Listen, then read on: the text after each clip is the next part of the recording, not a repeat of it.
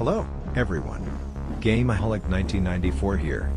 And today, I'd like to show you some behind-the-scenes stuff about my Trainz videos. First off, a lot of people asked me over the years how I changed faces like this in my engine spec tutorial. I always said that's just the magic of video editing.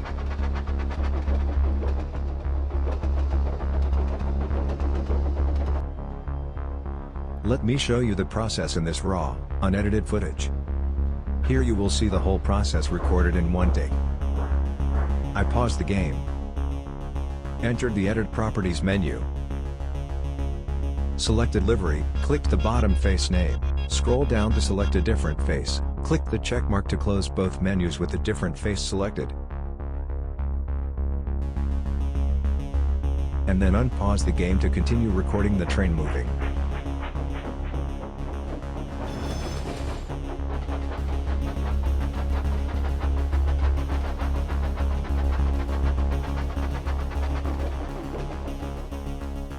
Same process the second time.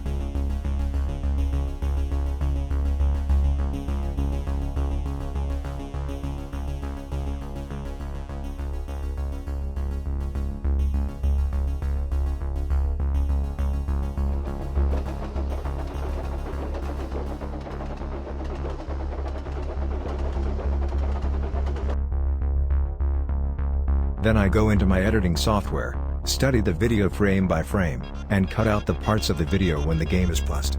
I just gotta align the moving frames just right to avoid the final video skipping anything to make the movement look good. And some sound editing is involved too.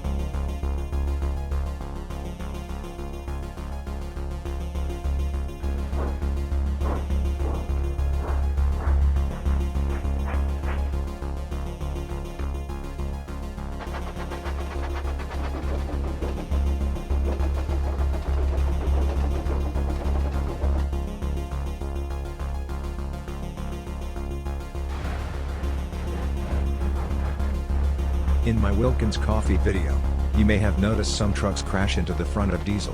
That wasn't too hard. I just simply drove an engine pushing the trucks up to just the right speed to crash into Diesel without derailing him or the truck, and also to make the crash look amusing.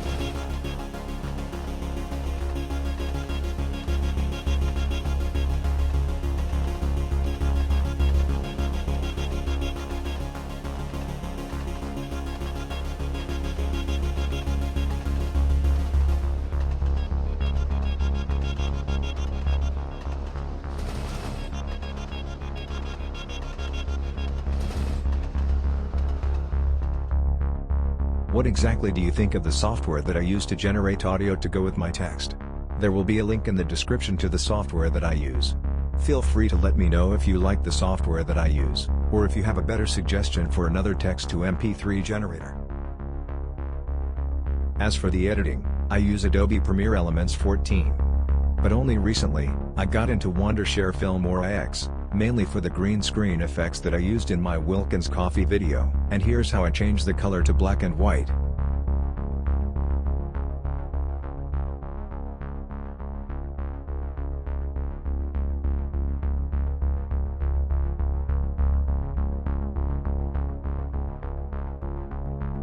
And as you can see, I've been using Bandicam to show the video editing progress, as well as other programs, like Paint.net.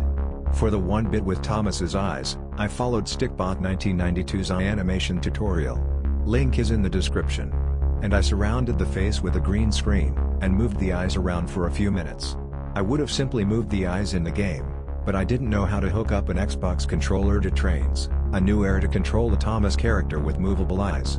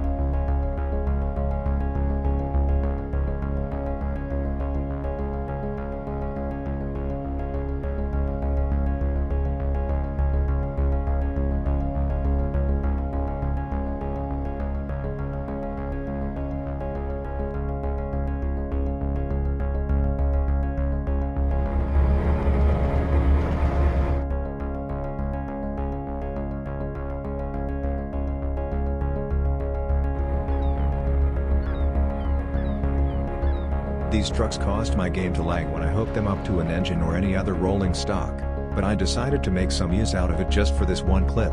After that, I got rid of them.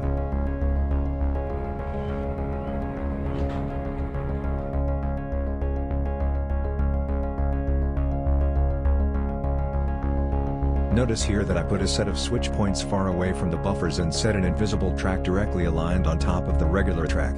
That's how I create the illusion of a train crashing through the buffers, and also that way the points would be out of the camera's angle to make the scene look convincing.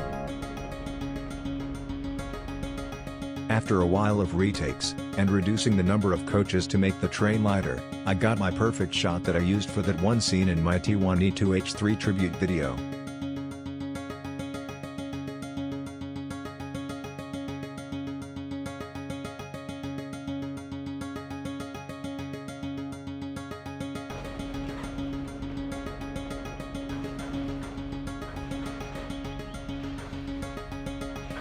The speed of the clip and the sound effects were later changed and added in the editing software.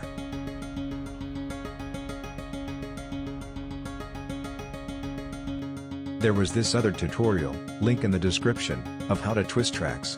I used that on an invisible track, and that's how I pulled off this scene with Harold the helicopter. I like to make my videos realistic.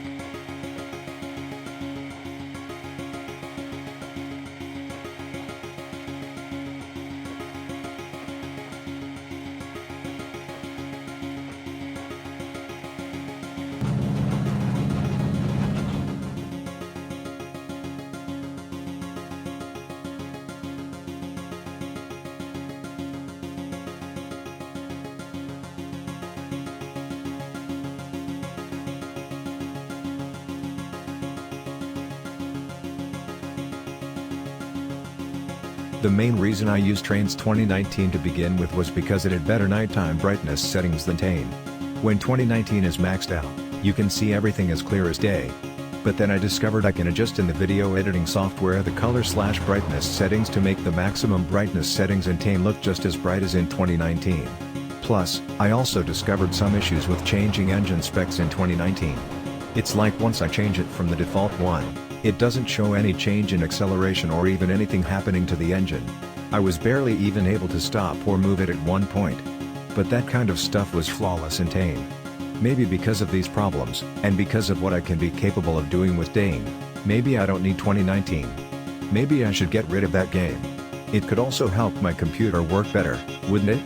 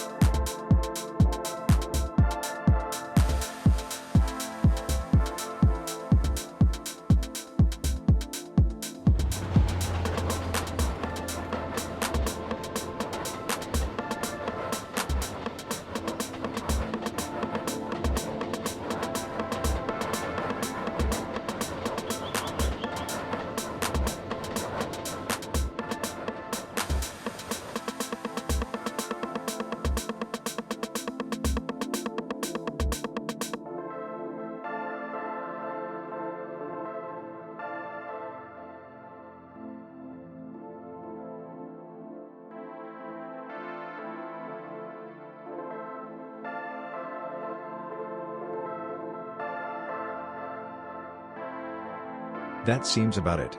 I guess that's everything. Thank you for 900 subscribers. Gameaholic 1994, signing off.